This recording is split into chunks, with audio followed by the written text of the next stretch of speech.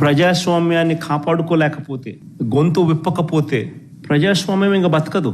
అధికారంలో ఉన్న పార్టీ ఈ మాదిరిగా ఎన్నికలు నిర్వహిస్తే ఎన్నికలు అన్నది ఇంకా హాస్యాస్పదమే అవుతాయి.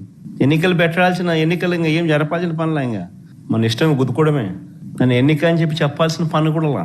రాష్ట్రంలో ముఖ్యమంత్రి స్థానంలో ఉన్న చంద్రబాబు నాయుడు గారు నిజంగా అన్నిటికన్నా బాధ ఆయనతో చేతులు కలిపి అంటగాగుతా ఉన్న తన ఎల్లో మీడియా. వీరి ఎజెండా ఏమిటి అని అంటే ప్రజలకు మంచి చేయడం కాదు, డెమోక్రసీని కాపాడడం కాదు, ప్రజలకు పాలకులు మోసం చేస్తే వాటిని ప్రశ్నించడం కాదు, దోచుకో పంచుకో తినుకోలో అందరూ భాగస్వాములు కావడం. ఇది వారి ఎజెండా. సిగ్గుపడాలి నిజంగా ప్రజాస్వామ్యం అంతా కూడా. ఈరోజు ఎంత దారుణంగా వీళ్ళు ఎన్నికలు చేశారు, ప్రజాస్వామ్యాన్ని ఎంత దారుణంగా వీళ్ళు కూని చేశారు అన్నది ఈ 2 ఎన్నికలు ఉదాహరణగా నిలబడతాయి. నేను కొన్ని సన్నివేశాలు చెప్పుకుంటూ పోతాను, సో దట్ అసలు ఎన్నిక అనేది ఎలా జరిగింది అన్నది కూడా రాష్ట్ర ప్రజలందరికీ కూడా అవగాహన అన్నది వస్తుంది.